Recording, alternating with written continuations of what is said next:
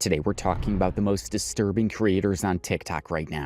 It gets worse as we find out more about her. We've seen Pichu, Lovely Peaches, Nova, and other weird creators. But this next creator is on an entirely different level. Meet Candy Rooks, one of the most delusional creators on TikTok.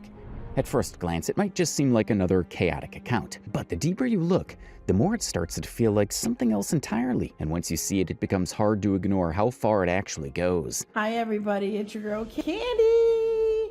I'm a single lesbian. I almost did not make this video because what I'm about to show you is not just embarrassing internet behavior. It's a mix of racism, delusion, and deeply disturbing conduct that keeps getting worse the more you look into it. Honestly, I still don't know what's more shocking. The things Candy says out loud, or the fact that she keeps saying them like nothing is wrong. To have a full understanding of what we're dealing with, let's trace her digital footprint to the very beginning.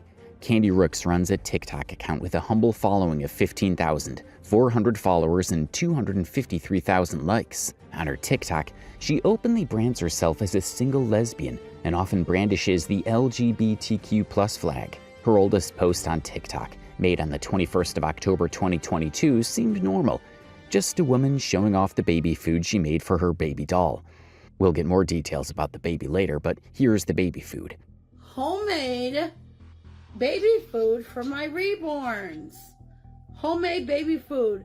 Initially, she was having a few hundreds and thousands of views on TikTok, but her moment of virality came in 2024 with a video that had 804,000 views, where she says the people she's interested in dating. So, anybody that's a single lesbian, Caucasian, single with no children, and that wants to get to know me better, no Mexicans. The internet reacted in the most sarcastic way possible by tagging their friend in her comments section. This was a subtle form of mockery. These comments did not stop her. Instead, it fueled her desire, and she posted another video desperately begging white pretty women to date her. I want y'all. What do I gotta do to get to one of y'all? What do I gotta fucking do? I want one of y'all pretty girls. But y'all keep trying to run from me, and I'm trying to get near y'all. Let's go. She even went as far as giving a list of qualifications for whoever was going to date her. Let's run through the list together. You have to be, number one, you have to be Caucasian. Nothing more, nothing less. Only Caucasian women. I'm only attracted to Caucasian women. That is not all. Let us hear what's number 2 on her list. Number 2, you have to have a car or a vehicle or some type of transportation.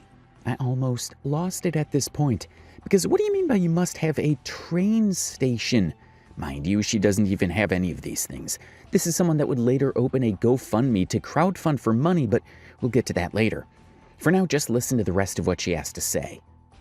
Number 3, you have to have a job or either SSR government money. We would find out later if she has a job, but again, should SSR government money even be in this conversation? This has gone way beyond having high standards. If you think you've heard it all, trust me, it gets worse. Number 4, you have to have your own apartment. You have to live on your own. Now, if you're living with your grandmother and you're taking care of your grandmother and you're doing for her, you have to be a single ass woman. You cannot have no children with me. I don't want nobody that got kids. I don't want no female that got children. No person with kids. No offense to people that do got kids and they're single and they're whatever. No offense. But I don't want nobody with children. Now, it's okay to want a partner with an apartment of their own, but adding that you don't want someone that has kids or is taking care of their parents is what I'm not quite sure of. Let me get back to my wants, okay? Her age ranges have to be between 21 and 49. 49 is my cutoff. That is my cutoff. I don't need no questions behind it. That's my cutoff. She ends the list by mentioning an age range of 21 to 49, but as we continue in the video, you'd realize that she did the exact opposite. I'm saying something as bad as having dirty conversations with a minor. Notice the amount of saliva in her mouth as she's talking.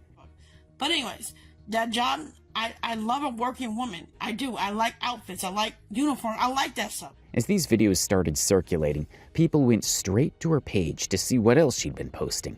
And what they found made it clear this wasn't a mistake or a moment. It was a pattern.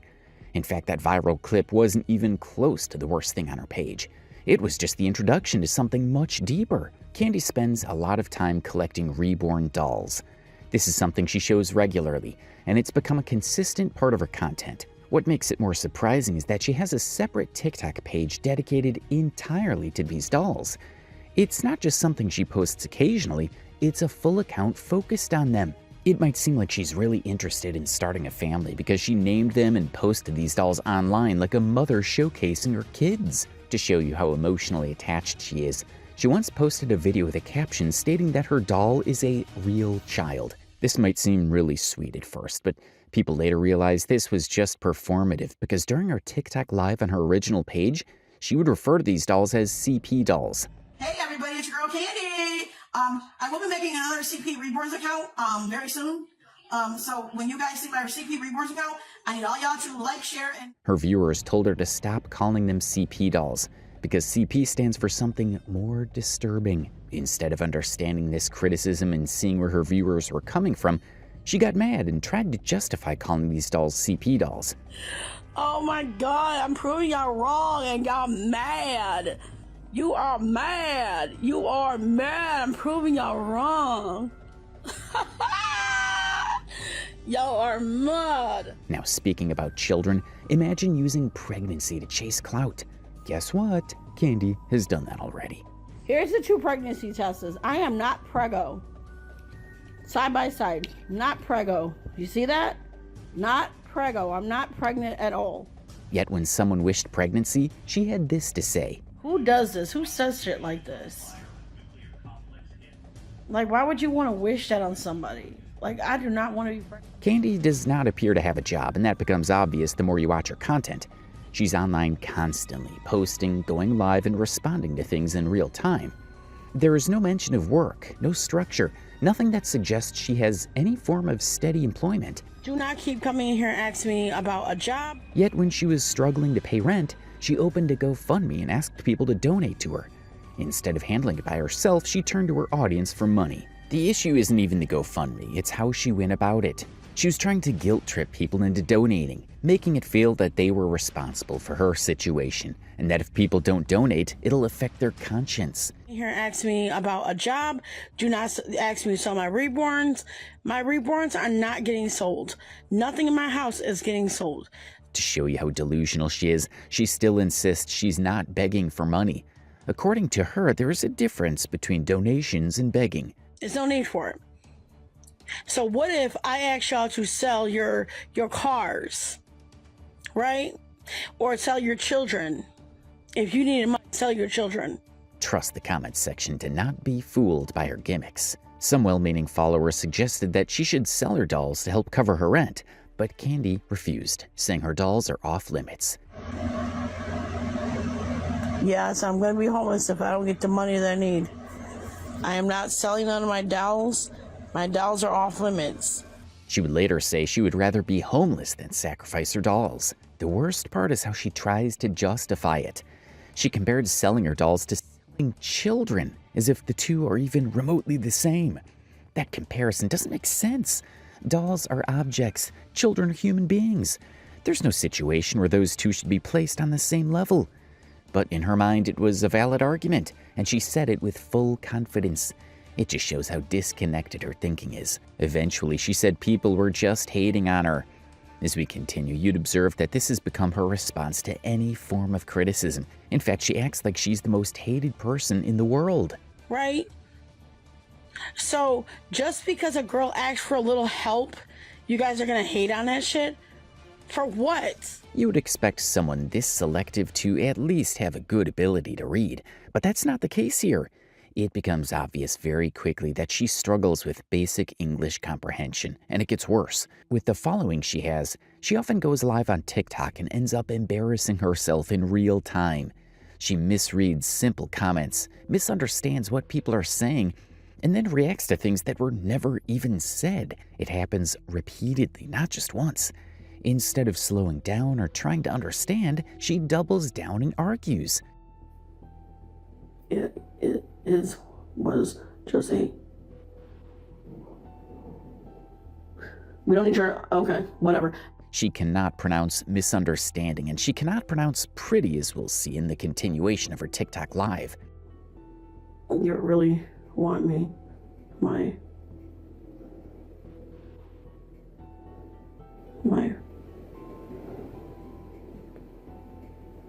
Pressure high. You are really want my girl. I feel bad. People on her live and her comments section were quick to realize that she might have a reading problem. As if this wasn't enough, Candy will go on live to crash out at her viewers because of the live may contain AI-generated content disclaimer at the bottom of her live. Make it make sense. Y'all up here complaining about nothing. Like, why y'all worried about my profile? Like, stop. Unsurprisingly, she goes ahead to start blocking people. At this rate, someone needs to tell her to go back to school or stay away from TikTok live sessions for the main time. People in her comments section cannot hide their shock. In another video, Candy misinterpreted a commenter's advice because of her inability to read and comprehend simple English. Let's hear her read the comment. It says, clearly people hate, people don't like gay women, gay queens, right? Really? Now, for the sake of context, Candy is gay, and some of her audience members who follow her consider her to be a gay queen. This person is saying, tell these people who hate to see a gay queen thriving, but because Candy can't read, she takes offense to this and takes it the wrong way. That's weird, because I have a lot of gay people in my community, the gay community. There's a whole community of us, so if they're gonna hate us, they're gonna hate all of us, right? So this comment wasn't necessary, but if you felt that that's the way some people, that's what you feel, don't try to put everybody into your mix. Everybody is everybody, you are just you. You don't like gay people, you don't like gay queens. We don't like men, we don't have to date a man. You are not somebody that we're gonna date. And you don't like that, that's not on everybody else, that's on you. These are basically her supporters that she's attacking because she can't read. For the benefit of the doubt, let's see her read a sentence as simple as, why no black women or Latinas? Why do you block women that are lesbians? I'm not blocking nobody that's a lesbian. I haven't blocked nobody that's a lesbian. So that's a lie. Again, they're asking, hey, why don't you date black women or Latinas? Because Candy has let it be known that she only dates white lesbians and wants to be a white lesbian. We'll get into that video later. But the video clearly is asking a question, and Candy reads it as, why do you block women who are lesbians? She basically turned 6 words into 8 words and still got everything wrong. As people continue to question whether she actually went to college, someone asked her a simple question. What year did you graduate? It was clear and direct. But what she read out and the way she responded raised even more doubts. In fact, it answers the question of if she went to college in the first place.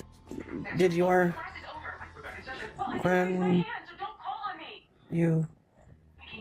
I don't have any. My grandparents are dead. Everything is dead. She basically read, where's your grandparents? And goes ahead to answer a question that wasn't asked in the first place. I'd really love to interview any of her family members because there are a lot of questions that need to be answered. Listen to what she reads in this next video. The insurance told us. The insurance cannot reveal that information. They cannot reveal that information. That's not, insurance cannot do that. Insurance people cannot do that. If they did that, I'm gonna, At this point, I'm really questioning how she reads any form of readable material that she comes across, because how do you misconstrue the internet told us as the insurance told us? How did she even get her fans in the first place? What makes it worse is that Candy believes she's intelligent. She claims she has more common sense than people who graduated with diplomas. That's how delusional she is. oh no, I know I'm smart. So I know I'm very smart and very high functioning. I got more fucking I got more common sense than a lot of people that graduated with diplomas. Let's put it out there. Candy comes across as a self-hating black person. She makes it clear repeatedly that she does not date any other race or group except white women, specifically lesbian white women. That alone's not the issue, but the way she talks about it is. She goes out of her way to emphasize it, while also making negative statements about black people and how much she hates every other race, especially her own people. No, I'm not. No, I'm not Mexican. I don't date Mexicans. I'm a lesbian. I don't date Mexicans. The plot twist in the previous clip is that somebody asked if she was mixed, and she read it as, are you Mexican? At this point, I'm not surprised again, because how does she read the words, are you mixed, as are you Mexican? Not even the same amount of letters. Not the same type of letters. It's as if she hates other races so much she'll throw it in regular conversation. The next couple of videos are just going to be her making sure her audience knows what her preference is, and that's anti-black. I'm not going to be bullied into dating black people just because you want me to. No, I'm not. Again, she says she doesn't even care that she's black. But that doesn't mean, oh, you're black. Okay, and I'm black, so What's your problem? So? In a time where people are pushing for inclusion and equality, Candy somehow goes the complete opposite way. She openly says she doesn't care about Black History Month, but turns around and says she only cares about Pride Month. And it just doesn't sit right with a lot of people. They think you don't talk about acceptance and still dismiss a whole part of who you are. It feels contradictory, and honestly, it comes off as hypocritical. Okay, I don't care about Black history. I don't care about Pride. The only thing I care about is Pride Month and Pride Month alone. It gets worse when she describes humans as some things she doesn't want to date. She didn't say people or persons or even puppets. She used the word some things. Yet she ends the video by claiming she isn't racist. Okay, that's my problem. No, I'm not racist. I am a very nice girl, but I just don't date something that I don't want to date. By my understanding, this is the full definition of a racist. In the next clip, it gets even stranger. Candy actually seems happy, like she believes Black Americans are jealous of her. She sees it as a win, like it's something she's been waiting for. To her, it feels like validation, but watching it, it just comes off as disconnected and hard to understand. But really, I'm going viral because y'all Black people are making me go viral. Thank you for the support. All my hater Black people that are trolling me. And let's hear the 2 things she would change about herself if she had the powers. These things about myself. These 2 things about myself. If I could change them. My skin color will be number 1. That would be on top priority. My skin color would be number 1 I would change about myself. That's not even all. There are so many other things she could have mentioned first. Things that are actually within her control, like her weight or even getting help for her eyesight. But none of those come up. Instead, her first choices are things she cannot change. In my hair, I would be blonde hair and Caucasian. Those are 2 things I would change about myself. It also comes across like there's some level of low self-esteem underneath all this. She ends the video by saying that if she could change those 2 things about herself, she'd be happier in her own skin. This is complete irony. If you look closely at the video, you can even notice parts of her lips peeling. That's what makes it more confusing. There are visible basic things she could actually take care of and improve, but instead she focuses on things she can't change. It just adds to the disconnect in how she sees herself versus what's right in front of her. After getting bashed, Candy makes another video trying to defend her choices, but her reason still doesn't make any sense. I'll let you be the judge of that. But like I said again, if I would change something about myself, it would be my skin. It's not saying I don't like myself. It's not saying anything. It's just saying I like what I like. And if I had a chance to change something, it would be my skin color. And my hair, just to blonde instead of black. That's it. As if that's not enough, Candy will also come out to say men are not good people. Hey guys, it's your girl Candy. Just wanted to let you know I'm a lesbian. I do not date men at all. The plot twist here is that Candy would also claim that her page is for positive vibes only. Just listen to what Candy says when she's asked if she's ever been in a relationship. Okay, this is the one that I want to respond to. Yes, I have been in relationships before. So yes. Personally, I'm having a hard time believing that. She didn't even answer the question directly, but then, out of nowhere, she claimed she had a girlfriend named Bailey, a white woman with no kids, a job, a place of their own, a car, and falls between the ages of 21 and 49. But you can clearly tell that somebody is trolling her and that this is AI. I'm not AI. You can hear me talking. People on TikTok Live were even trying to warn her. You could see them telling her it was AI, trying to get her to slow down and think about it. But she had already bought into it completely. Instead of listening, she doubled down and said she would start blocking anyone who kept saying it wasn't real. If she was AI, she would not be I'm blocking them. Don't worry, I got you. Thank you so much. It's so obvious that this is AI, but Candy is delusionally in love. She was even blushing badly. I am in love with Candy. She is the funniest, prettiest Black woman I have ever met. So let's just use some common sense here. If someone claims to like you or says they're your girlfriend, the first thing you should do is basic background checking. At the very least, you would expect a real picture, a clear identity, something you can verify. You don't just take it at face value, especially online. But like they always say, common sense is not common. It gets worse because more people started pranking her with "this is AI" and she kept falling victim. It even got to a point where she was exposing her sexual fantasies on TikTok Live while chatting with an AI bot. Breasts are like 2 baby fawns, delicate. Would you ever, I'm just going to ask you this, would you ever grab up mine and then calm yourself down with those? Oh, honey, yes, I would. I motivate. I go.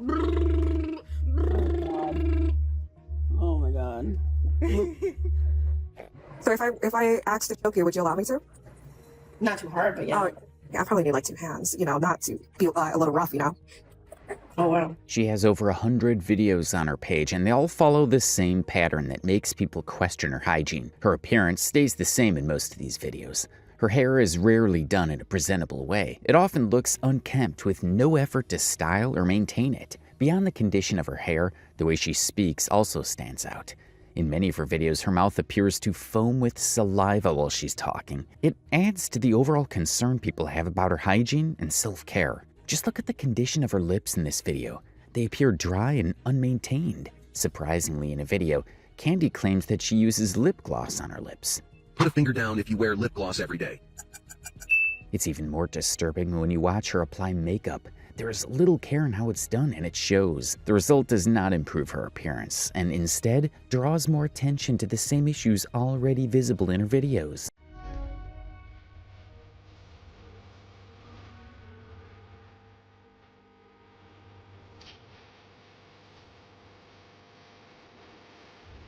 Just look at how much lipstick she applied here. Someone could not help but comment in disgust. To be fair, I was only able to come across a single video where she had done her nails. Not the best nail combo, but I'd give her a pass. And just when you think you've seen everything, there is another side that somehow makes the whole situation even worse. Her cooking. Candy has a TikTok page dedicated to cooking, where she posts meals prepared by her. Most of these meals are very unappealing to the eyes. Because this is not just regular bad cooking or someone still learning. The way she prepares and presents her food raises even more questions about her overall habits and awareness. I am genuinely concerned that she calls this food. Not even trying to be harsh, but it's hard to understand how someone looks at that and thinks it's okay to eat, let alone share online. It does not look properly prepared. It does not look appetizing, and it just raises more questions than anything else. Take a look at her steak, egg, and cheese burrito that she prepared for breakfast. Hi everybody, come follow me. Steak, egg, and cheese burrito today. Taco for breakfast, steak, egg, and cheese. At this rate, I might have to apologize for showing you all these horrors of a meal, because this next food didn't even look seasoned. Right here, here's ramen noodles. I made ramen noodles for dinner today. Okay, have a good day. That's what I made for dinner, ramen noodles. Bye. What's that even supposed to be? Hi, it's Gatis Cooking Channel. No music going on in the background. TikTok. There's no music going on in the background. I baked my potato in the air fryer. I will be posting that video. Even her snacks are nothing to write home about. Take a look at what she calls homemade peanut butter cookies. I'm sure the comment section reaction is similar to yours. On her cooking page, she also posted a healthy grocery shopping haul.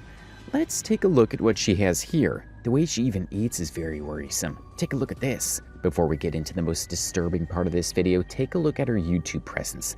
It's almost as if she's on every app that gives her the opportunity to live stream. Compared to TikTok, she has a total of 257 subscribers. Honestly, I was expecting some form of entertainment content, but what I found is a page full of duets with only white women. She's released thing people don't understand about childhood trauma. Although it seems like she doesn't actively use the account, because the last post made was 4 years ago, July 19th, 2022. If you've been really following the story, you won't be shocked to realize that she also has a YouTube page that seems to be for her dolls. On this page, she has 332 subscribers. Here, most of her videos are about her dolls and her taking care of them. Okay, her face is painted. That means reborn paint is painted on her.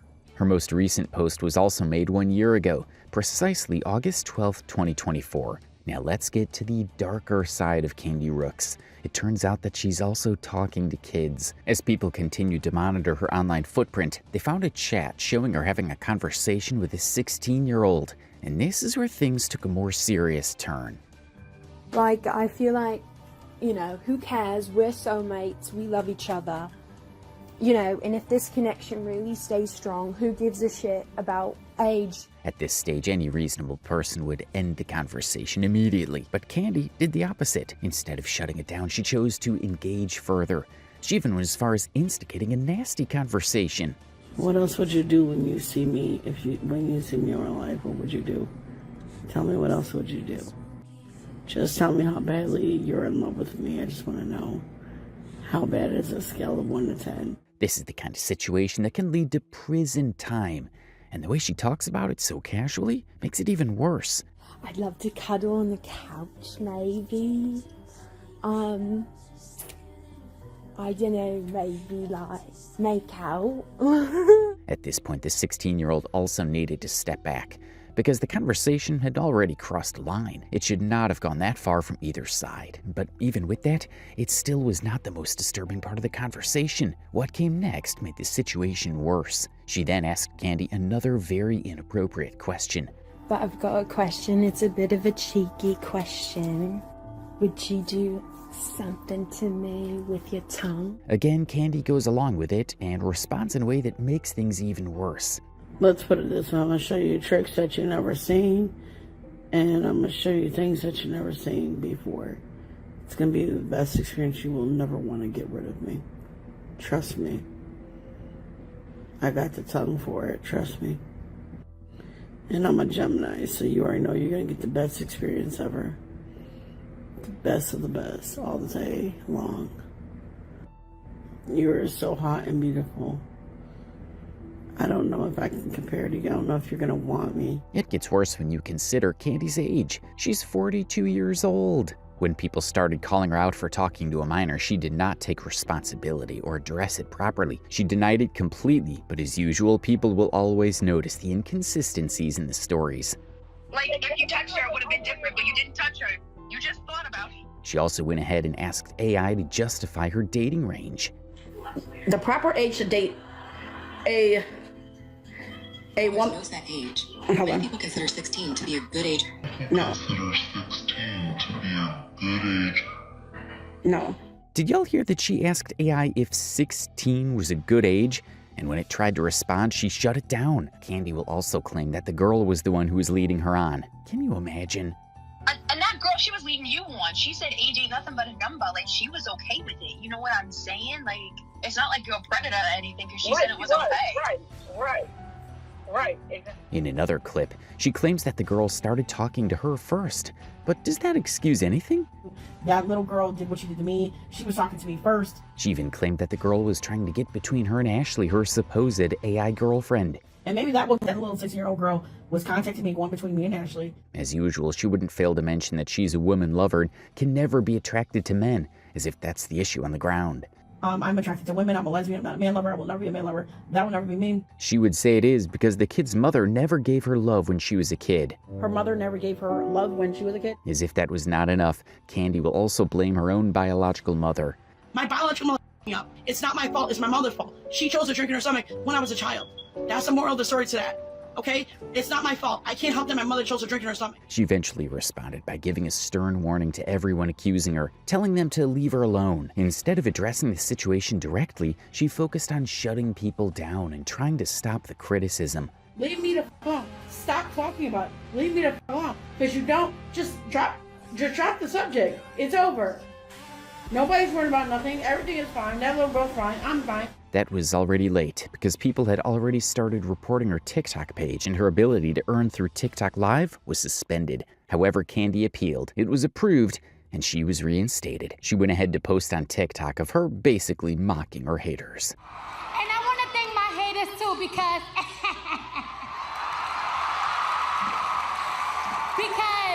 they be downloading my stuff so they can hear it and talk crap about it, but it benefits me. Seriously, who is this woman? People need to get angry about this sort of situation, and then you start realizing this is happening, and they need to get more racist. We're sick of you sending your Haitians here so that they can eat our pets.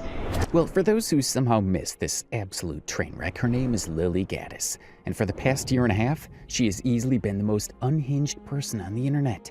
But if you're a woman, you should never be preparing that. That's disgusting. Okay, you don't have to be a sous chef. You don't have to prepare anything like fancy, but really?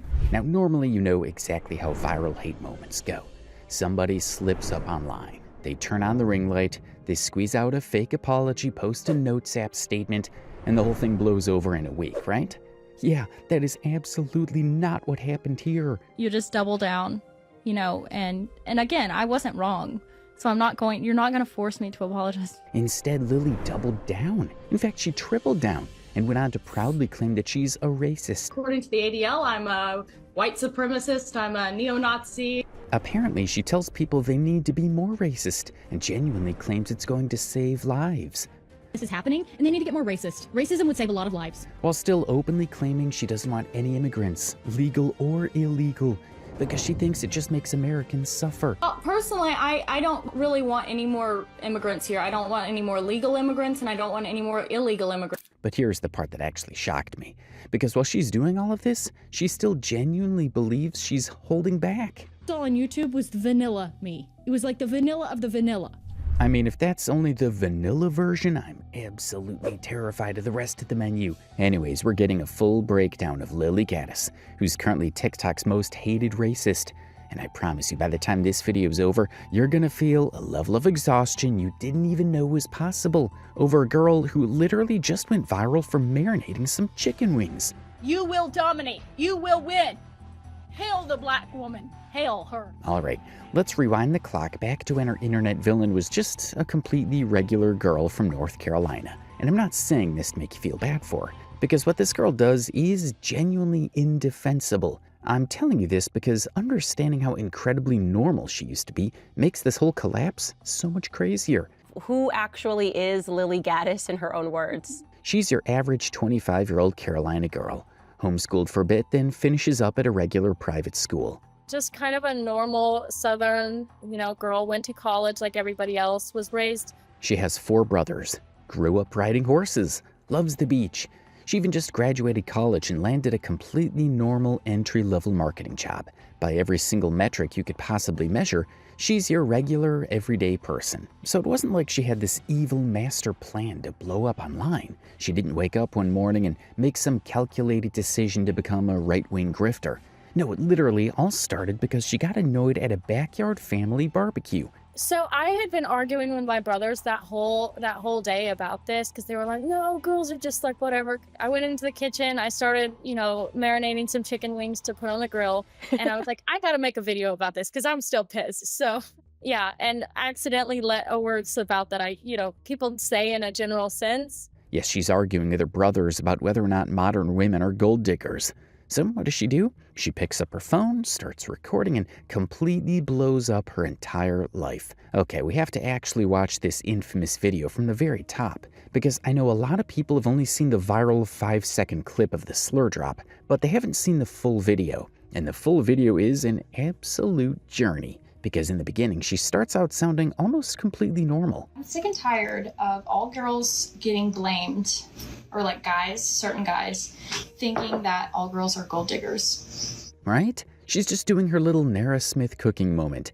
Got the olive oil flowing, prepping the food, actually making a somewhat logical point about modern dating, just completely ignoring the insane amount of garlic powder she's dumping in there. She says guys think all women are gold diggers because they get their opinions from those annoying street interviews outside nightclubs at 3 in the morning. And you can honestly consider that a super fair observation. That's a totally normal point a regular person could make on TikTok. So for the first 10 seconds, you're practically nodding along with her. And then the mask slips, and she shows us who she really is. You're getting the opinion of some dumb and immigrants fresh off the boat looking for a green card. Immigrants? See how she just casually drops that word in there? Like she literally drags immigrants into this argument for absolutely no reason, claiming that they're fresh off the boat looking for green cards, and even going as far as calling them gold diggers too. The jump from cooking chicken to pure xenophobia is crazy fast. And you guys, we haven't even gotten to the worst part yet. Everybody I know who's married right now, they're married to broke-ass niggas. Damn! Like who drops the hardest of hard slurs like it means absolutely nothing, and then just stares directly into the camera lens for 5 agonizing seconds, looking so incredibly proud of herself. She has to just stop there, right? But did she? Absolutely not. Miss Vanilla keeps the camera rolling to tell us exactly what she's looking for in a husband. All I ask of a man is that you're competent, you're not a pussy. If somebody broke into our house at 3 a.m., you would know how to grab a gun and shoot a mother. Her Dream Man requirements are that you must be competent, you cannot be a loser, and you must be willing to shoot a home intruder. Okay, weirdly specific, but fine. But then she explicitly adds that the intruder must be black. She's standing right there in her kitchen, tossing raw chicken and garlic powder, casually fantasizing about her future husband committing racially motivated violence right in her living room. Oh, she's definitely cooking. The hate is just pouring off our Carolina crash out like it's completely normal Tuesday behavior. I had said a slur in there. That's why it went viral, unfortunately. Obviously, after she said what she said, the video breaches containment. It goes widely viral across literally every single social media platform. The internet rains down absolute hell on her, and the video ends up getting ripped off the platform. And what does our North Carolina nightmare do next? Does she do what every rational, self-aware person does when they become public enemy number one? No. She completely ignores accountability and posts 2 response videos. And spoiler alert, neither one is an apology. A recent video of mine seems to have upset members of a certain community, and all the backlash just really made me, just really do a deep dive, like do a soul search. And after all that, I still couldn't find a care. I still couldn't find a care. Oh my gosh, that's such peak internet villain dialogue. Like she claims she's soul searched and came up entirely empty. Just checked every single corner of her soul and, sorry guys, the care just wasn't in stock today. She literally gets online and tells millions of people she is completely unbothered by being a terrible person. The lack of self-awareness is actually painful to watch. And then the mental gymnastics get even wilder, because she tries to justify using the slur by pulling out this absolutely insane "you live in America" excuse. Just listen to this. Something that's absolutely unforgivable is people who play the victim card while living in America. You live in America. You live in the freest, safest country in the world. Are you following this logic? Because I'm struggling. She's literally arguing that because there are horrific human rights abuses happening in other parts of the globe right now, racism in America isn't a big deal. She really thinks you don't have the right to be upset when a white girl calls you a racial slur on TikTok. Because, things are worse somewhere else. She just starts rapidly listing off global atrocities, the cartel, beheadings, women being stoned in the Middle East, etc. I mean, this is the darkest, most twisted version of eat your vegetables because there are starving children in Africa. Except she's using starving children to justify screaming the N-word. Shut the actual fuck up. Shut the fuck up. And you've got the nerve to be playing your victim card and act like you're such a victim in this country and you're so shit on in this country. I got news for you, dumbass. And how does she end this whole messy rant? With a First Amendment disclaimer. Because apparently she slept straight through high school civics class. She genuinely believes free speech means nobody's allowed to get mad at you on the internet. So let's just be crystal clear about what the First Amendment actually entails. It means the government cannot arrest you and throw you in federal prison for your speech. That's it. That's the entire thing. Say one word, and my life is completely turned upside down because of one word. That's not America. That's not freedom. It does not mean your corporate employer has to keep paying you. Does not mean the public has to like you. Does not mean YouTube has to monetize your channel. It just means you aren't getting locked in a cell, which, congrats, Lilly, you didn't go to jail. So yeah, the First Amendment worked perfectly. The rest of the backlash is just called life having consequences. Anyways, what's our new villain's master plan? She deletes the original chicken wings video, tries to hide the evidence, but then that does absolutely nothing because she effectively made 2 recap videos of the exact content she was trying to hide. Receipts are everywhere. And while all of this absolute chaos is happening online, while she's getting dragged through the mud and soul-searching for cares she cannot find, her actual real-life employer is watching the entire thing unfold from their corporate office, and they immediately dropped a public statement. I need you to read that, especially the part that says owned and operated by an African-American woman and immigrants. Like, are you kidding me right now? She's literally collecting a paycheck from a company owned by a black woman and immigrants. And she goes on TikTok, calls those exact 2 groups of people gold diggers, and drops the N-word with a proud little smirk. All these while she's still on their payroll. Imagine the absolute sheer audacity to walk into that office every day. So obviously she gets fired, having just gone viral for one of the most aggressively racist clips in recent internet history. If any reasonable human being on the planet sees their life collapsing like this, they'd take a breath, log off the internet for a week, and reevaluate their entire moral compass, right? But not Lilly. No, Miss Vanilla hops on her now suspended Twitter account and literally posts, "Oh, I was just fired, #mob. She's literally playing the victim of a witch hunt. I mean, isn't she supposed to start looking for a way to clear her name and apologize?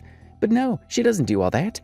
And one reason for that is apparently connected to InfoWars. Now, for anyone who's lucky enough not to know what that is, I'm sorry, but that luck is about to end now. It's all about Alex Jones' network, the guy who lost a lot of money in court. And do you know why he lost that money? Well, it's because he spent years getting on a microphone and telling his massive audience that a liberal school shooting was a fake government hoax. He even sent his crazy followers to harass grieving parents. This dude is the king of the absolute darkest, most twisted conspiracy theories on the internet. Turn the freaking frog gay! Serious crap, because he is a magician. He is a deceiver. He is a fraud. He is a lie. Yes, that Alex Jones. The guy who screams at the camera until his face turns purple. So while the rest of the world is completely dragging Lilly through the mud, this man finds her profile. He quote tweets her video and he literally says, "I think I'm in love." And she quote tweets him right back with a smiling picture. And next, she makes a big announcement. "We're back, baby." See, she fully thinks she's just struck gold. She thinks this is the start of a brand new career. She honestly believes the right-wing grifter pipeline is going to open its doors, hand her a massive bag of cash, and carry her to success. This lady really thinks she found her people. But spoiler alert, she has absolutely not found her people. So she starts building what she honestly believes is going to be a lucrative career as a white-ring political content creator. And to be fair to her delusion, in the very beginning, there was some serious momentum. I think I'm going to be doing a show with the Censored.tv, so that's Gavin McInnes's network, so that'll be fun. I think that's a great crowd of people, so that's something, in the works. Her clips were pulling tens of millions of views, and the reaction videos were bringing even more eyeballs to her page. Soon, Lilly realized she actually has an audience now, even if that audience is incredibly toxic. So she decides to lean all the way into the grift. She starts posting about race nonstop, doing everything she possibly can to prove she belongs in this extreme community. And then she goes out of her way to endorse Kanye West's anti-Semitic song. I hate rap with everything in my soul, but this song actually is great. And it's really what it is. It's not like apologists for a certain ideology. It's simply an FU to the people who control things. She actually just started the rant with the line, "I hate rap with everything in my soul." And let's be real, that's just her dog whistle way of saying she hates the genre of music most deeply associated with black artists. This woman is not even trying to be subtle about it anymore. She hates rap except for this one specific song, because this one song is about hating another marginalized group of people.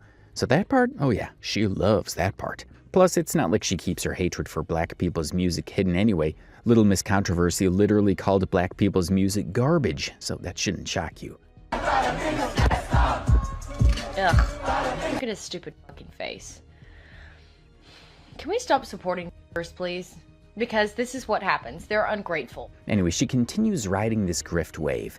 And at the absolute peak of it, she somehow manages to get booked on Piers Morgan's show. She goes on the show, immediately starts defending her fellow racist actions, claims she wants to support white racists because she wants to protect free speech at all costs, like she's some kind of activist fighting for the freedom of others, and we all know that's a front. Anything that you've just said, she's just a racist. End, isn't she? You wouldn't dispute that. Well, it's not about her. It's not about her. It's about Well, it is about people her. coming together and supporting another white person, and it doesn't matter. Why what would she you want to says. support a white racist? Because I want to support free speech, and you cannot have free speech in the country. Piers Morgan just couldn't believe his ears. I mean, this is a guy who's interviewed some of the most controversial figures on the planet, yet this one still found a way to shock him a lot. He looks at Lilly and straight up asks if she actually uses the N-word in her regular life. Would you use the N-word out of interest? Yes. You would? I do, quite frequently. Yes, I do quite frequently. You guys, she doesn't even hesitate, doesn't blink, doesn't try to qualify it. Doesn't give Pierce the same fake "I accidentally let it slip out once" sob story she gave Candace Owens. Instead, she looked a seasoned TV host right in the eyes on international TV and proudly admitted she uses a racial slur on a regular basis. Come on, listen to this twisted lady say I'll embrace being called a racist, like she just won a Nobel Peace Prize, like it's a badge of honor. And next she says, sure, I'm racist. I'll take that title if it helps white people get freedom of speech. People are watching this with their jaws fully on the floor. Look at these comments. People are saying she's trying hard to get a job in the White House. Well, isn't she actually moving like that? The people are definitely onto something, but Lilly's still going to say something later that is quite shocking. But back to the interview. Piers Morgan literally calls her a despicable racist directly to her face. I need you to understand the gravity of that. I mean, Piers Morgan's not exactly known for being the moral compass of the generation. He thrives on controversy. And even he's looking at Lilly like she's complete trash. So you're an unashamed racist? Correct. Well, do you understand that makes you a despicable human being? Like Big Dog 504 says in the comments, it's bad when Piers Morgan calls you a racist. Exactly. When Piers Morgan's taking the moral high ground against you, you have officially hit rock bottom. And Piers would soon completely lose it on her. He just blows up and starts pressing her, demanding to know why she thinks any of this is actually okay. You see no problem with a woman shrieking the N-word repeatedly because you yourself are a despicable racist. And you've just proudly admitted that with a smug grin on your face, which is pretty horrifying, actually, for most people to have to watch. And shame on you. You're entitled to do it, and I'm entitled to call you despicable. She's getting completely roasted on live TV. And what is her excuse for all that racism? She looks at Piers Morgan and literally blames white people. She says shame on white people for letting cancel culture happen. And then she actually fixes her mouth to say it's her country just because she's white. Well, shame on white people for allowing themselves to be systematically discriminated against in the United States. This is our country. This is a country that should be... What do you mean your country? Because I'm white and my... Wait, pause. Because you're white? This delusional lady really just sat there and said the whole country belongs to her just because of her skin color. Ugh, that entitlement is actually insane. She's doing way too much. And from there, the interview just completely spirals out of control. What, there are no black people in American history? Is that what you're saying? That they've all just landed in America, invading your white country? Is that your position? Mm-hmm. Well, I mean, they were brought here technically. My God, do you understand how dumb you sound? This is stupid. This is stupid and racist, and at some point we have to ask ourselves, do we want to reward this kind of disgusting behavior by platforming it? Now, do you want to know what this entire mental gymnastics routine is for? The reason she's sitting there fighting for her life on television? Well, she's literally trying to justify the fact that someone got online and called a literal baby the N-word. And they built this country, and the idea that you can justify calling a baby the N-word by saying that white people are losing the country is absurd. It's morally bankrupt, and it's honestly besides the point. I mean, all these are just distractions from the fact that she wants to justify dehumanizing and even animalizing. This whole weird obsession she has with black people is just genuinely disturbing and uncomfortable to watch. Riddle me this, how come every time I hear about freedom of speech, it's always tied to some racist motherfucker that doesn't want to be held accountable for the racist shit they say? They want to be able to say whatever the fuck they want and be able to go on about their day, and that's not how the real world works. There is consequences for the shit you have to say. And we haven't even talked about the Halloween blackface painting. Okay, take a deep breath. We've arrived at another climax of this train wreck. So it's October 2025, Halloween, and she decides she's gonna fire up the internet. She paints her face black and comes online to continue being her racist self. All right, that's enough soul for today. I was gonna get some chicken, and I was also gonna get some watermelon, but I didn't have much time. Last minute, I was like, okay, I'm gonna do this. She literally sits there in her video and gives props to black women for being able to pull the black off just because she's sweating and her dark makeup is starting to melt off her face. Plus, I'm already sweating and it's kind of coming off. By the way, this is really hard. Props to black women who can actually pull this off, because it's really difficult keeping this, and I still don't have it completely on. You need to understand that this lady didn't just put on a costume. No, she went to Walmart, bought $50 worth of dark foundation, got home and slathered it all over her face, put on a bonnet and hoop earrings. Then she went live to thousands of people in full, explicit blackface. And you guys, the very first thing she does when the stream starts, before she even gets into her racist monologue, is she starts to complain. I had this. I was like, where is the black makeup? By the way, discrimination. There's not enough black makeup. Also, I got my nails. I got my nails did. I got my nails did too. And I wanted a wig. I wanted a weave, but I couldn't find one. I went to Dollar General, which was full of blacks, by the way. I was the only white person there. I went to Family Dollar, Dollar General, Dollar Tree, and fucking Walmart, and there was not a single wig anywhere. Anywhere. So that sucked. She complains that Walmart didn't have enough dark makeup shades, claims it's discrimination against her. I mean, she's sitting in her bedroom in literal blackface, complaining that she's a victim of discrimination because the makeup aisle didn't cater to her racist Halloween costume. I need you to understand that a fully grown adult woman said that sentence out loud with total confidence, and then the rant truly begins. By the way, half the struggles that black women think they face, it's of their own fucking doing. Running around in nails like this, running around in earrings like this, like you people fight every day. You people fight every day. Could you choose any outfit and get up that's like less conducive to fighting? Seriously. She starts mocking black women, claims half the problems they face are their own fault, starts attacking their hair, protective styles, acrylic nails, hoop earrings, claims all these cultural styles are not conducive to fighting. Because in her deeply racist worldview, that's all black women do. And let's play a specific piece of this video for you. Because the comparison she makes here, I genuinely had to rewind it to make sure I heard it correctly. They wear wigs that can be pulled out. They put braids in their hair that could rip the rest of their hair out, and then they complain about having alopecia. No, it's self-induced alopecia. That's like a cutter. That's like one of those fucking losers who cut themselves. That's like them having a scar and being like, I can't believe I have scars. Like, what? Black women, you tear your hair out by the roots. You put every sort of chemical on your hair to straighten it out, despite being so proud of being black. And then you wonder why you have alopecia. And then you guys fight all the time. Yeah, you heard that right too. Lilly is literally looking at her protective hairstyles and comparing it to actual She calls it self-induced, like a cutter. She's sitting right there with her face painted dark, putting on a whole costume just to make fun of black women. And while she's doing that, she has the nerve to compare how they do their hair to people physically cutting their own skin. Every single time you think this weird woman has finally hit rock bottom, she pulls out a jackhammer and starts digging. But then the stream gets genuinely scary. She actually started giving black women fighting advice. A white woman sitting there in full dark makeup, and somehow in her head she really believes she's giving this uplifting motivational speech. You have to manifest too. You have to manifest yourself into the ultimate super warrior, okay? You have to turn yourself into the ultimate warrior princess of Wakanda and go outside with that mindset in mind and know this. Know this to be the case. You will fight. You will dominate. You will win. Hail the black woman. Oh, come on. The absolute nerve of this lady to sit there, covered in dark makeup, saying all this hateful stuff and then mockingly telling her audience to hail the black woman. Plus, she just casually drops the fact that she was originally going to go get KFC before the stream, but then she realizes she already had the makeup on.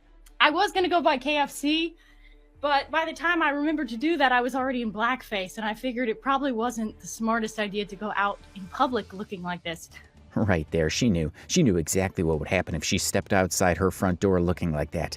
She knows exactly how messed up it is, and she knows exactly the history behind what she painted on her face. She literally chose to stay locked inside her bedroom because she knows she'll get handled in real life if she walks outside. It just completely proves she's exactly aware of what she's doing. Lilly Gaddis is brave for the ring light, and only for the ring light. She said that she had planned to go to KFC, but by the time she remembered that she wanted to do that, she was already dressed in blackface, and so she didn't think that it was a smart idea to go out in public like that. That tells me everything that I know. That one little sentence about KFC accidentally gives away the whole game. She knows it's wrong. She just thinks she can't get touched as long as she stays behind a screen. And honestly, there are actually people in the comments who are genuinely confused. Some are asking why everyone is so mad. What does blackface even mean? Like, is it really that deep? Well, Yeah, it is that deep. And let's take a second to look at the actual history. Blackface began in the early 19th century in shows called minstrel shows in the US. Minstrel shows were live performances where white actors would darken their skin, using makeup to create a caricature of black men. It also reinforced racist stereotypes. Performers exaggerated physical features and speech patterns to portray black people as lazy, comical, or blackface reduced black people to racist stereotypes, which overall denied their humanity. Also, according to historians, these depictions reinforced internalized racism and humiliation among black audiences. And seeing blackface in current times, of course, invokes strong backlash because of its deep connection to America's racist past and overall its continued harm. And there are still some people that think this is funny. So it's not just makeup, it goes back hundreds of years. White people literally used to paint their faces exactly just like this to dehumanize black people, to turn them into a walking joke for entertainment. It's tied to so much pain and real-world violence. You absolutely cannot say she doesn't know that. That history right there, that's exactly why she stays locked in her bedroom instead of walking to KFC. And of course, the internet completely loses it. The backlash is nuts. And what does she do? She drops the supposed apology video. Last night was Halloween, as many people know, and I decided to dress up like everyone else does. You know, people are out there dressed like Satan and witches, and they're dressed like every horrible thing under the sun. But I decided to dress up as something, the most horrifying thing I could think of, which is the black woman. Did you catch that defense? She literally says that instead of dressing up as Satan or witches or every horrible thing under the sun for Halloween, she decides to dress up as a black woman. Which is the black woman, which is a person who is angry and fed up that their EBT card has been declined, that their race card is no longer working in this new climate. Out of every terrifying evil thing on planet Earth, Satan, witches, monsters, she decides to dress up as a black woman. In her brain, she literally puts black women in the exact same category as the Prince of Darkness. And of course, the internet was ready to rip their own hair out. Just look at these comments. People are completely losing it. Everyone's genuinely just exhausted at this point, asking what black women ever did to make her this obsessed. Because honestly, the obsession's pretty weird. Why are you guys so obsessed with black people?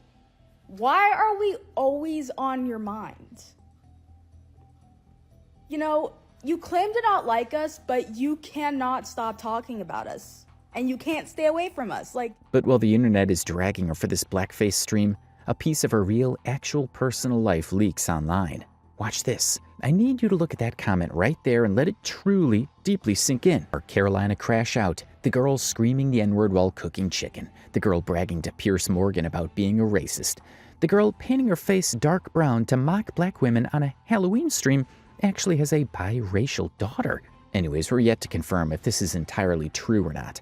But if she's just performing all of this, if this entire racist thing is just an elaborate, disgusting bit for clout and internet money, then she's literally putting on a minstrel show for a violently racist audience, while her biracial child is sitting in the very next room. Has a black child at home. If there truly is an innocent child in this story, that's really crazy. The comments are practically mourning for this little girl, saying things like, her daughter will hate her, she's gonna have an identity crisis. And even when people try to call her out on the absolute hypocrisy of having a biracial child while being a white nationalist online, she just brushes it off. She literally went on Twitter, called the rumor about having a mixed kid propaganda, and posted a picture just to protect her weird internet brand. Of course, we can't rule out the fact that she's likely doing all of these just to prove to her followers she's still a terrible person, because she knows if they leave, the money stops. But it's quite funny that she fought that hard to keep her racist audience, and then the paycheck disappeared anyway. So it's November 2025, right after Thanksgiving. Everyone else on the internet has completely moved on. But not her. She sits down in her bedroom and opens her brand new video exactly like this. The tragedy of today that we are going to be talking to is not about black people attacking more whites on the trains. Shockingly enough, we are actually going to get to talk about something different. I know that that's a common thread that seems to be happening all the time, but today, you know what's happening? They're trying to keep a real down. Oh man, wow. She literally opens the video by dropping the slur again, and then she casually mentions that today they aren't talking about black people attacking white people, which basically just proves that race baiting is her normal, everyday content. But no, today's special, because today she announces a real tragedy. YouTube turned off her ad revenue. The money printer is officially dead, and obviously she refuses to take the blame for it. So she makes up this massive, crazy conspiracy theory about why it happened. Pipeline of cancellation. So what this is here's the top tier of cancellation. The top part of cancellation is they will try to smear your name. So they'll put out hit pieces and they'll try to cancel you. Your reputation, then they will try to take you off the platforms. Hang on, the dog's screaming to be let in. Then they will take away your means of funding the project. They will demonetize you. Then they try to either jail you or ruin your life through lawfare, or like what's happening to Candace Owens, maybe even put out a hit on your life. Did you catch the last part? She literally says step 5 of her cancellation is a hit on her life. She genuinely believes the government is trying to assassinate her, and she's only saying this because YouTube stopped paying for her to scream racial slurs. Like, newsflash, YouTube demonetized you because you broke their rules on purpose. There's no secret group of elites coming for you, it's just a company doing its job. However, Lilly's putting on this huge, sad performance, hoping her followers feel bad enough just to send her cash. So now I'm just making videos for free, and I have the electricity bill for all the billions of lights that's in here. I have to pay for the equipment. Okay, now he looks like he's dying. You guys, this lady is literally filming on her phone. She probably has 1, maybe 2 cheap Amazon ring lights in her childhood bedroom, and she's out here acting like she runs a whole CNN broadcast studio. I mean, this level of delusion is actually insane. And then she takes it a step further, claiming that if a YouTuber is still making money, they're probably lying to you. She's basically saying any successful creator is a government plant, and that the only real honest creators left are the racist demonetized ones, like her. Thankfully, the internet is just laughing at her. Look at this comment. So at this point, Lilly's whole little setup is completely falling apart, right? She has 0 money coming in, her main channel's totally dead, but don't worry because she has a backup plan. I have started a new channel. It's called Club Gaddis over on YouTube as well. So if you want to go support me, go follow that channel as well, because I genuinely don't know how much longer this channel is going to be up. Club Gaddis. That is the big switch up. And I really need you to pay attention to what this new channel is actually supposed to be about, because the flip she tries to pull here is actually mind-blowing. If the powers that be get their way, we will not be around for much longer. So what I'm doing on this other channel is I'm promoting cultural values. I'm promoting like Euro-American values, and I'm trying to take everything that I've learned in politics and actually put it towards something that can help the country. Euro-American values, fashion, literature, architecture. She's officially going from being this loud, slur-screaming troll to a cute little lifestyle vlogger. What a twist. The racism doesn't go anywhere. She's just putting a new wrapper on it, going from screaming about fake crime stats to showing off old-school heritage and European fashion. It's the exact same hate. She just dressed it up in a cute little beige cardigan. And the funniest part is she claims she doesn't even think women belong in politics anyway. So now she just wants to influence the culture through her vibes. I can't change politics. I'm never going to run for office. I don't think women belong in politics. This is as close to the sun as I shall fly. But listen to how she actually explains this master plan. She says she wants to inspire unity, right? Just pay super close attention to exactly who she's trying to unite here. I can inspire people to be better. I can inspire unity amongst us. And you know what I mean by us. And that's what I want to do. You know what I mean by us. Look at the smirk on her face when she says it, because she's been this exact same way the entire time. The sweet Southern Belle act, the accidental slur drop while cooking, the whole fake apology tour with Candace Owens. It was always about us and them, and now she genuinely thinks making architecture videos is going to unite her racist little fan base. And obviously she immediately sets up paid memberships for Club Gaddis. She launches a Buy Me a Coffee page, because hey, those billions of lights are not gonna pay for themselves, right? Buy Me a Coffee. It is my website address or whatever on Buy Me a Coffee is buymeacoffee.com/Lilly Gaddis. So that's a good way to be able to help the cause, because it is hard when your main source of income. I just basically lost my job. See, if you want to know what she actually thinks when the cameras are off, you just have to look at her Twitter account, because she finally drops the whole "I'm just a normal, relatable girl" act. In this post, Lilly just lays it all out for everyone to see. Read that. I'm a white nationalist. I'm despicable, probably the worst person on the internet. She literally just says the quiet part completely out loud. She admits it. The whole fake act is officially over. A year and a half. That's the entire timeline of this whole mess. From the day she got mad at her brothers and filmed that chicken wing video to launching Club Gaddis. Exactly 18 months. And what does she actually have to show for it at the end? Her main channel is completely dead. And worst of all, she might have a biracial kid who's eventually going to grow up, get a phone, log onto the internet, and see every single hateful thing her mom posted for the whole world to watch. But you know what the absolute craziest part is? Even after everything, she still sits right there in front of a ring light and acts like she won.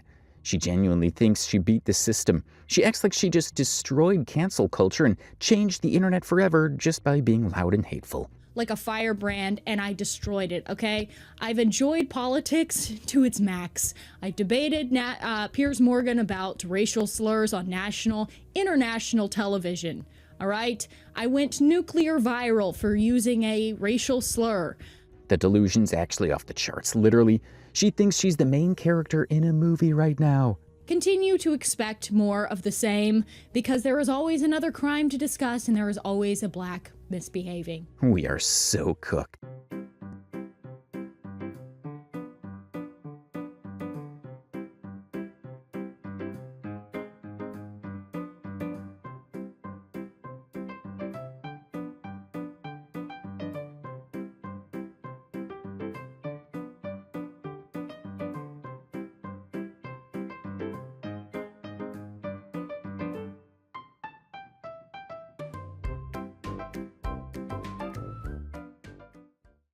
What in the world did I just watch? And who is this guy? These are some of the questions that come to mind when coming across Isaac Sams and his YouTube catalog. A quick look through his videos reveals a level of cringe that is difficult to ignore, making it hard to sit through more than just a few. Follow the kings, had their queens on the throne, we would pop champagne. It was easier to watch the video of Nikocado Avocado dancing on repeat because Nikocado, well, he's a whole other story. But at least he's not actively promoting harmful stereotypes about an entire continent. If you've spent a lot of time on YouTube and TikTok lately, you should have noticed the rise of degeneracy on both platforms. Normally disguised as relatable content, the cringy skits, the repetitive jokes, and the over-edited and over-emphasized punchlines are all things that viewers have grown tired of. It's almost irritable and sincerely hard to watch. There are so many other creators on both platforms that have all, in their own ways, contributed to this digital landfill of content. But Isaac Sams? He's just built differently, in a separate category all his own.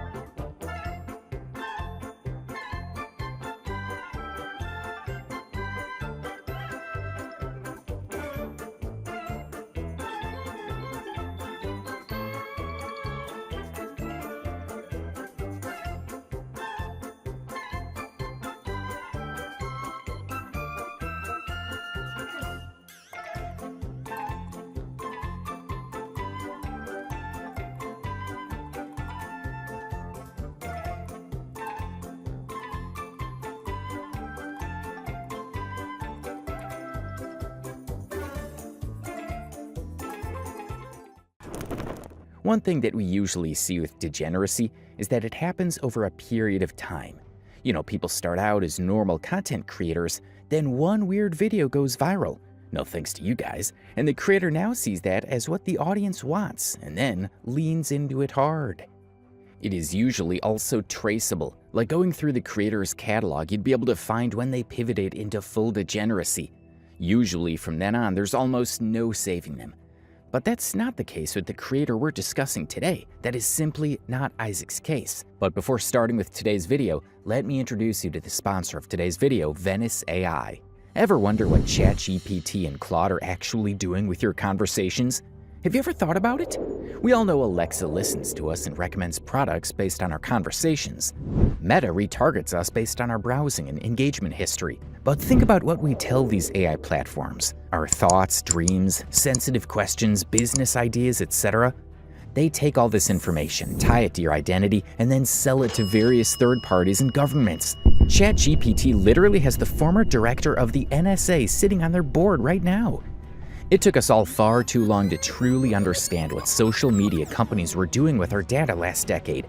Are we really going to make that same mistake again? This makes me really uncomfortable, but it's also hard to just give up using AI. That's why I've started using Venice.ai, who is sponsoring today's video. Venice.ai is a generative AI platform that is private and permissionless. Moreover, it doesn't censor your prompt. For example, let's ask ChatGPT to create an image of North Korean soldiers fighting in Ukraine. However, ChatGPT refuses to generate the requested image. On the other hand, Venice AI successfully generates it without any restrictions. Venice.ai utilizes leading open source AI models to deliver text, code, and image generation to your web browser.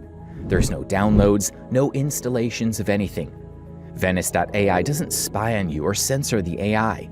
Messages are encrypted, and your conversation history is stored only in your browser.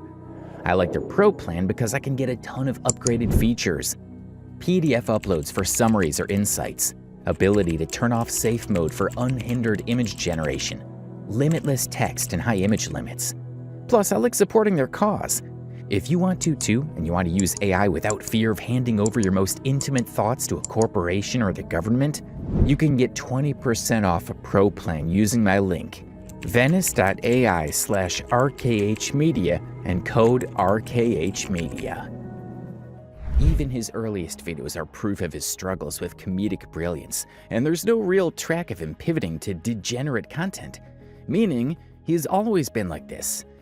So sad to see.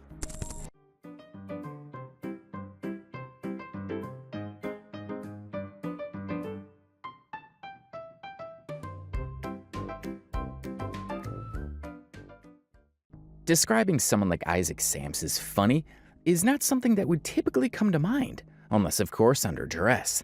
While this may seem like criticism of another creator, that's not the intention here. The effort and hustle are acknowledged, but when content starts to put others at risk, it becomes a real concern.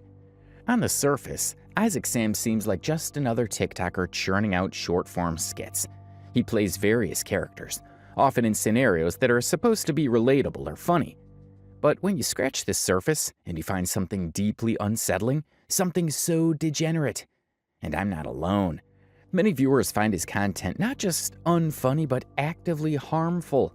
Why? Because Isaac Sams' brand of humor relies heavily on racist stereotypes, specifically targeting Africans. And what's even more bizarre, he appears to be of African descent himself. This isn't just punching down, it's self-inflicted cultural damage.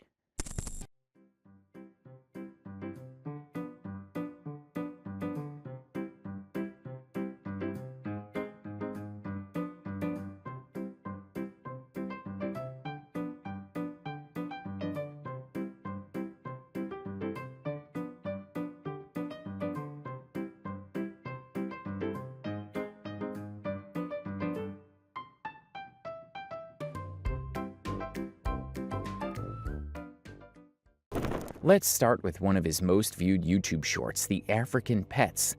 Anyone who has been on social media long enough or has even watched a lot of TV shows should have come across this famous trope that Africans have wild animals as pets.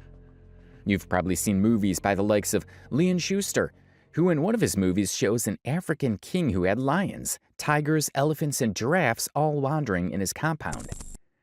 This has been a funny trope for so long now that if you never went out of your way to read or ask questions about Africans, you would outrightly believe it, as we're now seeing with Western kids these days. In more recent times, though, we as a society have gone past lazy tropes and stereotyping, at least we're trying to.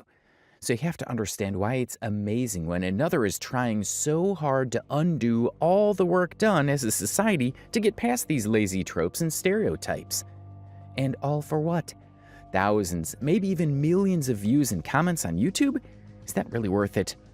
It's as if he hit the reverse button on progress, because just by looking at his comment section, the impact is clear. The damage is happening in real time. As you can see above, it's all mixed reactions. Some users are calling him out for his racist content, hating the stereotype, and pointing out that it's not close to the reality of things in Africa.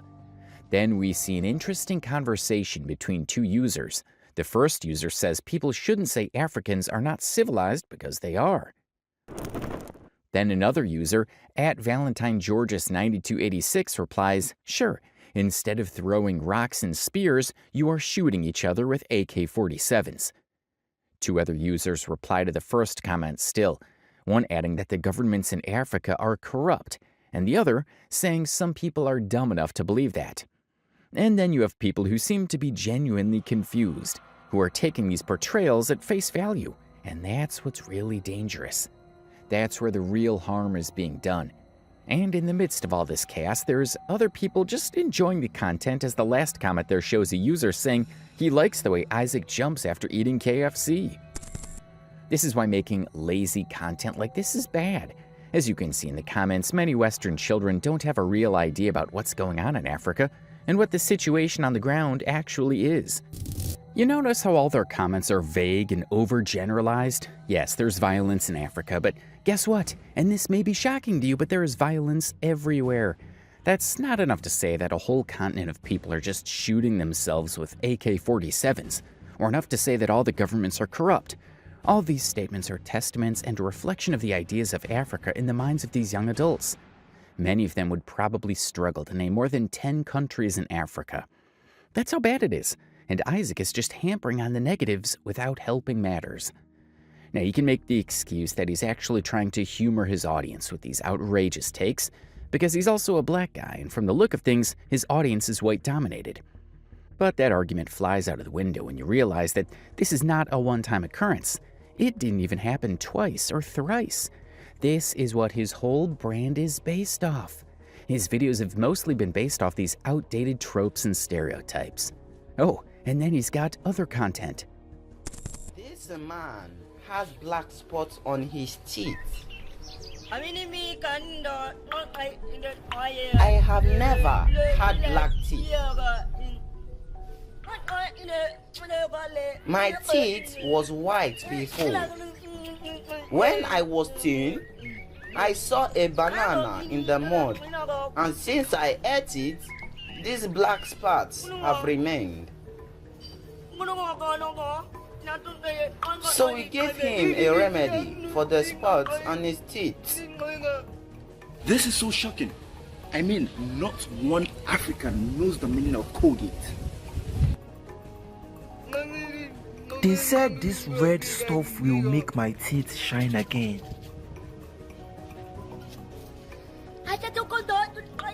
Whoa!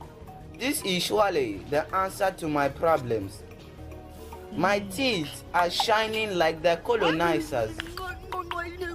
Now I can say we are living in the future. Isaac Sam's content is just painfully generic. It's not funny. And that's the problem. He knows it's not funny. That's why he resorts to these exaggerated, almost animalistic movements and expressions. He's trying to compensate for the lack of actual humor by being as outrageous as possible. He even plays into the stereotype of the exotic African being filmed by National Geographic. He's self-aware enough to acknowledge the stereotype, but instead of subverting it, he embraces it. He becomes the stereotype for the amusement of who exactly? It's like he's trapped in this cycle of self-deprecation, unable to break free from the racist tropes he's built his entire brand around. One user comments to say that people who enjoy videos like this are dense and racist, adding that he could barely make it till the end of the video. And I understand that feeling. Watching this kind of content is genuinely draining. It's like being bombarded with negativity and harmful labels over and over again.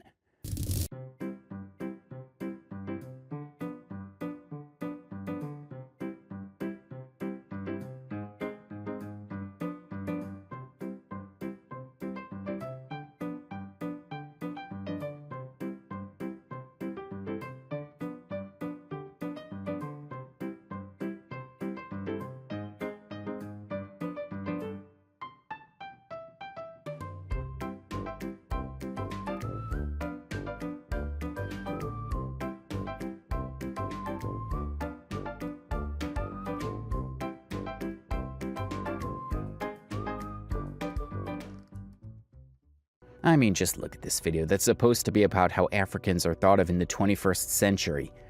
And it shows Isaac playing an African man walking in a bush to say that Africa is underdeveloped. It shows him in a KFC eating chicken, oblivious of the fact that it is chicken that he's eating.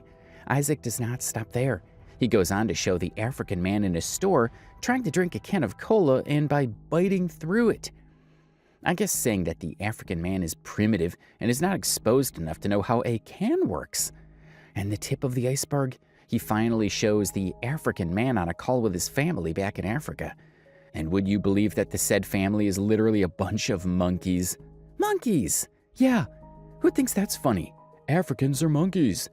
This is a worrying trope that has been a problem for decades in the battle against racism. But here we have a supposed African man trolling himself all in the name of comedy. Another one of his infamous skits, the 911 call. 911, what's your emergency? Hello? Hello? I would like to order some KFC, please. Excuse me. I guess you dialed in the wrong code. 911 doesn't offer KFC deliveries. I'm not sure you understand. Please, hurry. And I have told you, 911 is not the right code. Good day. Oh no! This is the 15th customer that has dialed in the wrong code today. Listen to that accent in the video. It's a caricature, a forced, exaggerated portrayal of what a Nigerian accent sounds like. And what is the premise? That a 911 operator wouldn't understand a request for KFC as a potential cry for help? Now, many people know that calling 911 and ordering food can be a coded way to signal for help, and a way for the police to know your location if held hostage.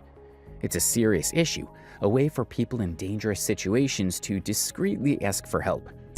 But Isaac Sam turns it into a joke, playing on the preconceptions that Africans are dumb and can't understand.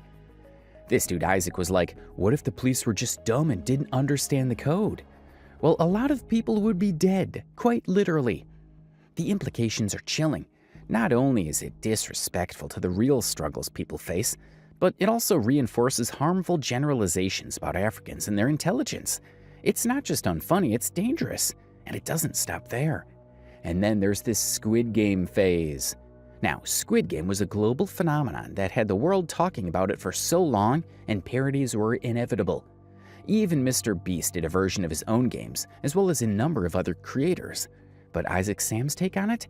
You guessed it correctly, more racist stereotypes.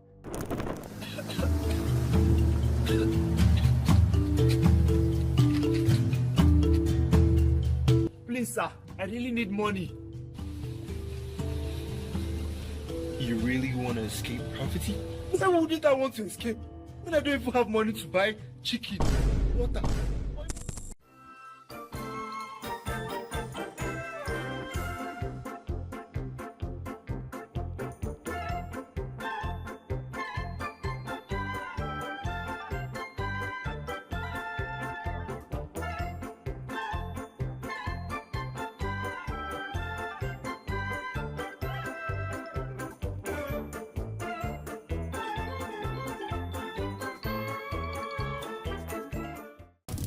In Isaac's adaptation of Squid Games, he plays an African character who doesn't understand Korean, who apparently is a beggar on the streets, and who of course fails at the simple task of cutting out a cookie shape.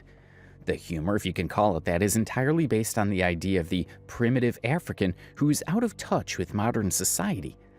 Like, bro, give it a break. These jokes and gimmicks could one day be used against you. His humor is getting really dry now and is closer to being racist and offensive than it is to being funny. The roadside beggar play is one that has been largely overused and overplayed in the past across genres and art forms. But since the turn of the 21st century, we've seen it being slowly phased out. All of that doesn't bother Isaac, not at all. He so ignorantly portrays a black man as an unintelligent oaf, incapable of completing simple, low-skilled tasks, like cutting out a cookie shape, but is able to sit at a roadside begging for alms. This is Isaac's definition of humor.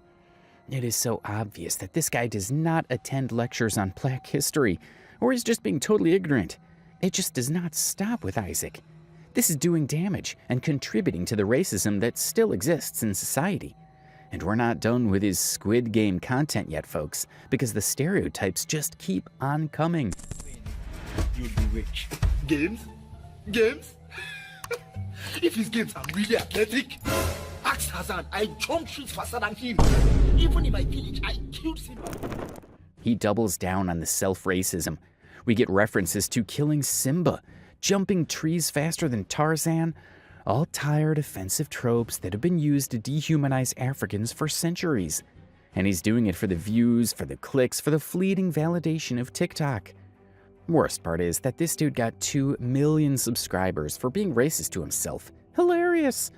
That's a massive audience, many of whom are likely young and impressionable, because these days a 7-year-old child with access to the internet can easily see his content on YouTube or TikTok. And what message are they receiving? That it's okay to mock your own heritage, to perpetuate harmful stereotypes, as long as it gets you a few laughs, while also encouraging the others to make those jokes towards black people, most of which are quite offensive, as we've seen in the videos so far. Now, that is just wrong. No two ways about it. Young children that see his videos, maybe it's the one with lions and elephants as pets, they see that and think, oh wow, Africans actually live with wild animals? Or maybe it's the video where he's mimicking a gorilla or drinking dirty water from a stream and calling it brown water. These narratives are far too crude for kids to grasp that they're meant as humor rather than reality. Given the already limited positive representation in Africa and Africans receive in Western media, the last thing needed is a YouTuber with Isaac Sam's reach perpetuating harmful and misleading rhetoric at scale. This isn't about personal dislike. And while the content may not cause direct harm, its influence on societal perceptions is undeniable and not in a good way. Since there's no concrete way to measure the long-term effects of content like this, the best course of action is to discourage it entirely. All these colonizers thinking you can win me in this game. I ran after Simba last week and I killed him for dinner. Fools! Again, the forced accent, the constant references to being African as if it's some kind of exotic novelty, and the colonizer's comment, while potentially attempting to be subversive, just comes across as another layer of awkward, self-deprecating humor. We get it, you're African, that's cool. But that's not really the only thing you can make content off of. And then there's this.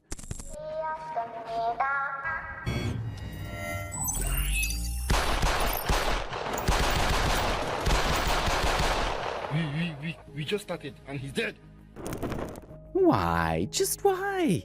Spitting on a dead body, even a fictional one, is just gratuitously disrespectful. It adds nothing to the humor, even if you can call it that. It's just crude. And it reinforces the idea that his character, this representation of an African man, is somehow less civilized, less human. And of course, we can't forget the juju magic. So you want to kill me like these colonizers? They don't call me an African for no reason. Fufu!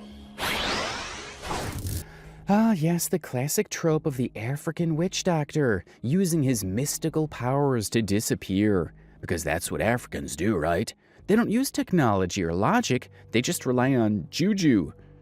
The black magic stereotype has long been used to belittle or dismiss African cultures, reducing their rich histories and traditions to nothing more than superstition. It promotes the idea that African societies relied solely on their ancestors or gods for breakthroughs, ignoring the real ingenuity and resilience that shaped these civilizations. Isaac Sam's attempted humor with the phrase fufu as some sort of juju magic activation is a prime example of this ignorance.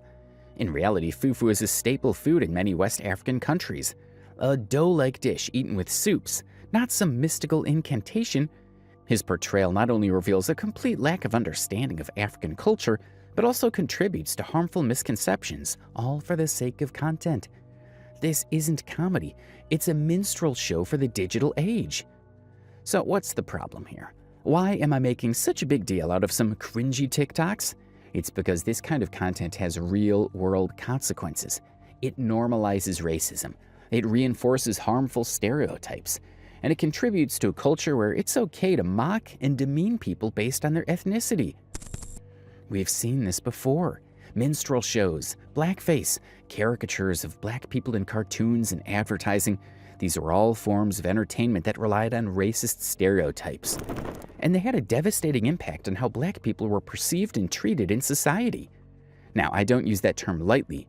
Minstrel shows were a horrific form of entertainment in the 19th and early 20th centuries, where white performers would paint their faces black and act out racist caricatures of African Americans. They were dehumanizing, degrading, and they played a significant role in perpetuating harmful stereotypes that continue to impact society today. I'm not saying Isaac Samms is intentionally trying to recreate a minstrel show, but the effect of his content is strikingly similar. He relies heavily on exaggerated African accents, outdated tropes, and stereotypes that are frankly painful to watch. And what's perhaps most troubling is that he appears to be of African descent himself.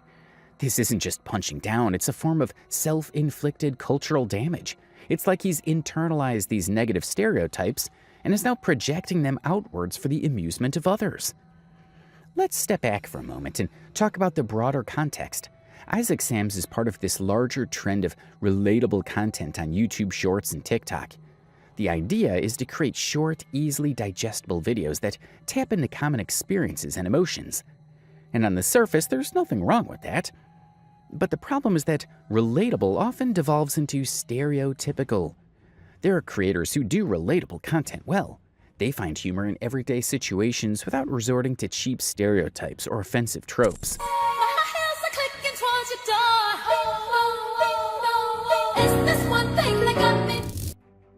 Now, this is a regular occurrence that most people can relate to. This does not shame nor insult nor dehumanize anyone. It's a simple, relatable video. But there are also creators who take the easy route, who rely on lazy generalizations about different groups of people. And that's where things get really problematic. Isaac Samms, unfortunately, falls squarely into the latter category. He's not just making relatable content, he's making racist content. And he's doing it under the guise of humor. He's packaging these harmful stereotypes in a way that makes them seem acceptable, even funny to a large audience. Look, I'm not trying to be the morality police. I'm not saying that all humor has to be politically correct or that we can't make jokes about sensitive topics. But there's a difference between satire and straight-up racism. There's a difference between punching up and punching down. And Isaac Samms is consistently punching down. He's not some naive kid who doesn't know any better. He's a grown man who's making a conscious choice to create this kind of content. And he's doing it for profit. He's monetizing racism. And let's be clear, this isn't just about hurt feelings. Studies have shown that exposure to negative stereotypes can lead to prejudice, discrimination, and even violence. It can affect how people are treated in schools, in the workplace, in the justice system. According to a study published in the Journal of Personality and Social Psychology, exposure to racial stereotypes in media can lead to increased implicit bias, even in individuals who consciously reject those stereotypes.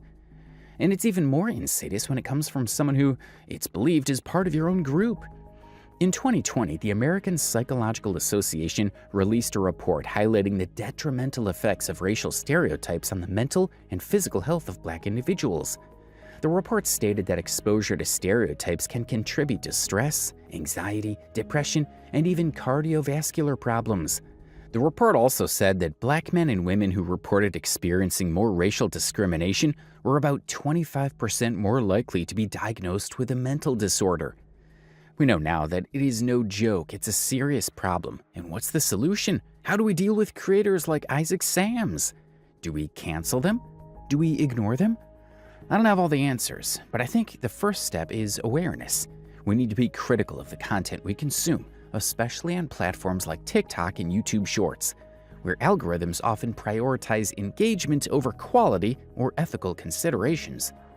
We need to call out this kind of content when we see it. Not with hate, but with constructive criticism. We need to let creators know that perpetuating racist stereotypes is not okay, even if it's just a joke. And we need to support creators who are making positive, uplifting content that celebrates diversity and challenges harmful stereotypes. This isn't just about Isaac Samms. It's about a larger trend, a culture of online content that often prioritizes shock value and cheap laughs over substance and respect. and it's a trend we need to push back against for the sake of our own mental health and the well-being of our society. What do you think? Am I overreacting? Is Isaac Sam's just a harmless comedian? Or is he part of a larger problem? Let me know your thoughts in the comments below. And please be respectful of each other, even if you disagree. This is a complex issue, and we need to have a thoughtful conversation about it.